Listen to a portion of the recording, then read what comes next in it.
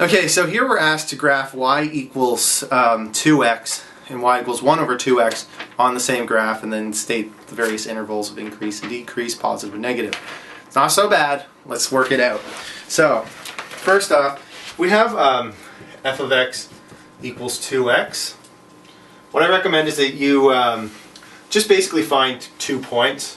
So if you just want to do like a little table of values here, the problem is that our x-intercept and our y-intercept are the same. They're both 0, 0 in this case.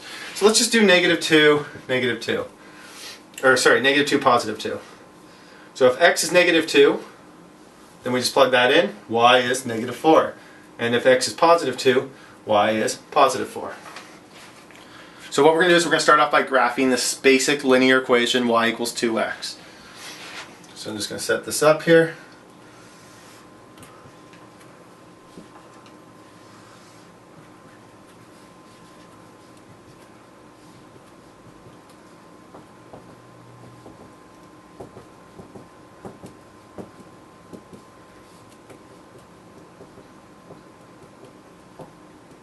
This is maybe not the best down here. Let me clean that up a little. Sorry, I know you can just only see my back.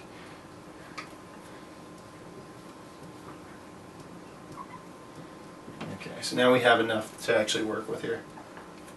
We know that we have 0, 0 as a point and 2, 4. So we'll just connect them all as one big line. Like so. Okay, so the key thing to remember when we're graphing, so this is just y, or f of x, we'll say y, f of x equals 2x, we'll say. And then what we're going to graph next is 1 over f of x, or 1 over 2x. So we graph that, and I'm going to use a different colored marker here.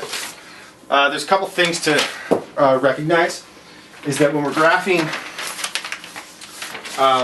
y equals 1 over f of x. I'm going to use red for this. Because it's just 1 over 2x, which is a reciprocal function, we're going to have a horizontal asymptote at 0, at y equals 0. So just like that, I'm just going to kind of sort of draw that line there. And then at the x-intercept is where we're going to have our other one, which in this case here is at x equals 0. So it's actually along our x-axis and our y-axis in this case both serve as a little bit of black on that marker. They both serve as asymptotes. So when it's a reciprocal function, in other words 1 over something, it's always going to be at y equals 0, but the x1 can vary. In this case, because the x-intercept happens at x equals 0, it's also going to be at y equals 0, so the x-axis and y-axis. The next thing that we want to recognize is where the reciprocal is going to connect. So it's going to connect at 1 and -1, like so. So that's when y equals -1 and y equals +1, because the reciprocal of 1 is 1, the reciprocal of -1 is -1. So now all we do is we just make sure it approaches on both sides of the asymptote and connects with that dot. Like so.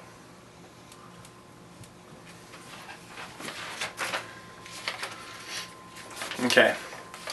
So next what we're going to do here is it just asks us to state a bunch of different intervals. So I got a lot of board space down at the bottom, I guess. We have f of x, and then we have 1 over f of x. Did I get both those on? Yes, I did. Okay, so I'm just going to bump this thing up a little bit like that. And try to get rid of that a bit. Okay, so let's start off with the domain and range. So the domain of the original line is just XER. It's the domain of pretty much every linear equation, with the exception of a vertical line. The domain of the reciprocal is that x can be anything, with the exception that it cannot be 0. Because we have a vertical asymptote there. The range is that of the original line here, there's no restrictions on it, it's just simply YER. So we're looking at just this basic line here. However, if you look at the graph of the reciprocal, in other words 1 over f of x, it is y can be anything, but it's not allowed to equal 0. And that's actually going to consistently be the range for every reciprocal function that you graph in this set of homework. It's not necessarily true of the domain though. Okay, so then they want positive intervals. They want negative. So positive intervals, if we look at the original line, it's positive as we move rightwards from 0 to infinity. And it's negative from negative infinity to 0. In other words, this line is below the x-axis. And something about reciprocal functions, so negative infinity to 0. Reciprocal functions actually follow the same positive negative intervals. So we have, it's positive, the reciprocal right here, from 0 to infinity. And again, we're looking at the red one here. It's negative, in other words, below the x-axis, from negative infinity to 0. Next, when's it increasing? When's it decreasing?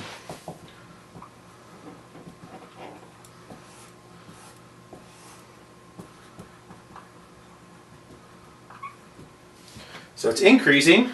The original function is always increasing. As we move rightwards, it's always going up. So from negative infinity to infinity. And it's never decreasing. Now, it's always the opposite in terms of increasing and decreasing when we're talking about reciprocal functions. So that means that the reciprocal, it's never going to be increasing because the original is always increasing. And that's true. You think about it, as we move rightwards, it's going down, and then it's going down. But it's not doing anything at 0, so how we have to write it is negative infinity to 0, and then from 0 to infinity. My infinities kind of look like a bunch of double zeros, so hopefully that's not too confusing for everyone. I just realized that now. Okay, hopefully that looks better. So hopefully you're getting this. If not, just respond in this forum thread and I'll do whatever I can to answer your questions. And just one second here, this should say NA right here. Okay. Alright, thanks.